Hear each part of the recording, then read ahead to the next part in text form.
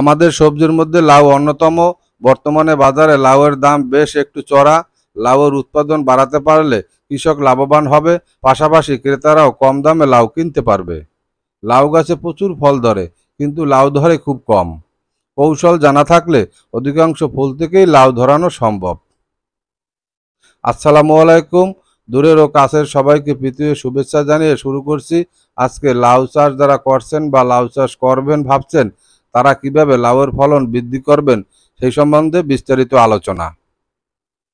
আর skip না করে পুরো ভিডিওটা শুরু থেকে একবারে শেষ পর্যন্ত দেখুন, তাহলে অবশ্যই আপনারা লাউয়ের ফলন বৃদ্ধির উপায়গুলো জানতে ও শিখতে পারবেন। লাউ, মিষ্টি কুমড়া, করলা, কাঁকরোল, পেঁপে ইত্যাদি সবজি গাছ একলিঙ্গ এবং ভিন্নভাষী উদ্ভিদ হওয়ায় প্রাকৃতিক পরাগায়ন কম হয়।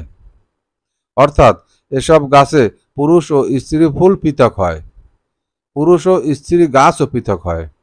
ফলে পুরুষ ও স্ত্রী ফুল যদি দূরে থাকে, তবে কীটপতঙ্গ, পোকামাকড় অথবা অন্য যে কোনো পরাগায়নের মাধ্যমে প্রাকৃতিক পরাগায়ন সম্ভব হয় না। এজন্য লাউও ধরে না। পুরুষ গাছ ও পুরুষ ফুল থেকে ফল হয় না।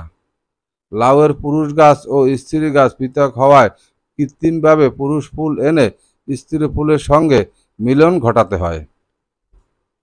আর এজন্য কিছু কৌশল আছে, এগুলো আমি আপনাদেরকে বলে দিচ্ছি।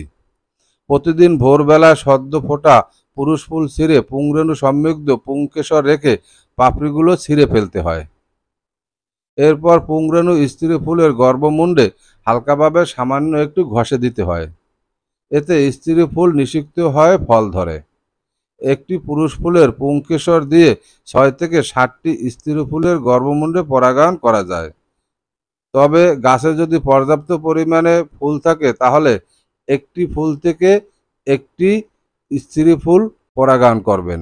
আর এজন্য একটা লাউয়ের মাচায় শতকরা 10টা পুরুষ ফুল রাখতে হয়। এতে শতকরা 95টি স্ত্রী ফুলে ফল ধরবে। এজন্য পুরুষ ও স্ত্রী ফুল চেনা খুবই প্রয়োজন। আর স্ত্রী ফুল ও পুরুষ ফুল চেনার আগে প্রিয় দর্শকের কাছে আমার ছোট্ট একটা রিকোয়েস্ট, যারা এই ভিডিওটি দেখতেছেন তারা অবশ্যই ভিডিওতে একটি লাইক দিবেন এবং কমেন্টস করে আপনাদের মূল্যবান মতামত জানাবেন, যাতে পরবর্তী ভিডিওতে আমি আপনাদেরকে ধন্যবাদ জানাতে পারি। আর যারা নতুন ভিউয়ার্স হবেন, প্রথমবারের মতো আমার এই চ্যানেল থেকে ভিডিও দেখছেন, তারা অবশ্যই আমার চ্যানেলটি সাবস্ক্রাইব করে বেল বাটন অল করে রাখুন, যাতে পরবর্তী ভিডিওর নোটিফিকেশন সবার আগে আপনার কাছে পৌঁছে যায়। এবারে আসুন আমরা স্ত্রী ফুল ও পুরুষ ফুল চিনব। প্রথমে পুরুষ ফুল চেনার উপায়। ফুলের বোটার অগ্রভাগে ফুটে, পাপড়ির গোড়ায় গর্ভাশয় থাকে না। পাপড়ির মাঝখান দিয়ে বেড়ে যাওয়া পুংদণ্ডে পাউডারের গুঁড়ার মতো পুংরেণু থাকবে। পুংদণ্ডের শীর্ষভাগে গর্ভমুণ্ড থাকবে না, শুধু বোটার অগ্রভাগে ফুটে থাকা ফুলগুলো পুরুষ ফুল। এবারে আসুন স্ত্রী ফুল চিনব। ক্ষুদ্রাকৃতির লাউয়ের মতো গর্ভাশয়ধারী ফুলগুলো স্ত্রী ফুল। গর্ভাশয়ের ওপর থেকে পাপড়ি থাকবে, পুংদণ্ড থাকবে না। গর্ভদণ্ড ছোট ও মোটা, গর্ভদণ্ডে আঠালো পদার্থ থাকবে। পুংরেণু এখানে পড়ার সঙ্গে সঙ্গে আঠায় আটকে যায়। অনেকেরই ধারণা শুধু স্ত্রী ফুলের এই গর্ভাশয় থাকলেই লাউ ধরবে। গর্ভমুণ্ডে পুরুষ ফুলের পুংরেণু না লাগা পর্যন্ত লাউ ধরবে না। আর এজন্য আরও কিছু কৌশল আছে, এগুলো আমি বলতেছি, আপনারা শুনে রাখুন। গর্ভাশয় ঝরে পড়াকে অনেকেই মনে করে কচি লাউ ঝরে পড়ে। সত্যিকারে তা নয়। যেসব স্ত্রী ফুল পুংরেণু দ্বারা নিষিক্ত হয় না, অর্থাৎ পরাগায়ন হয় না, সেগুলো ঝরে পড়ে। এজন্য উপরোক্ত নিয়মে কৃত্রিম পরাগায়ন করতে হবে। এরপরেও ঝরে পড়লে গাছের গোড়ায় নিয়মিত পানি দিতে হবে। গাছ প্রতি 50 গ্রাম করে টিএসপি ও এমপি সার গাছের গোড়া থেকে 6 ইঞ্চি দূর দিয়ে মাটির সঙ্গে মিশিয়ে দিতে হবে।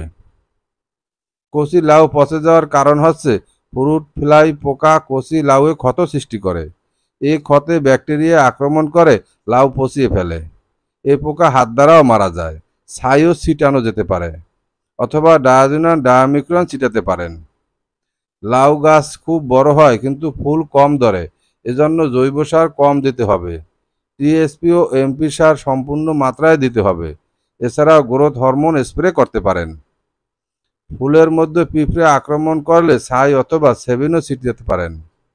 আর ইঁদুরের আক্রমণ থেকে রক্ষার জন্য বিষ টোপ অথবা ফাঁদ ব্যবহার করতে পারেন। যাই হোক, লাউ চাষে এই সমস্যাগুলো সমাধান করতে পারলে লাউয়ের ফলন বৃদ্ধি পাবে বলে আশা করা যায়। আজকের ভিডিওতে আমি যে বিষয় নিয়ে আলোচনা করছি, আপনারা যদি এই সমস্ত বিষয়গুলো পরিচর্যা করে থাকেন তাহলে অবশ্যই লাউয়ের ফলন বৃদ্ধি পাবে ইনশাল্লাহ।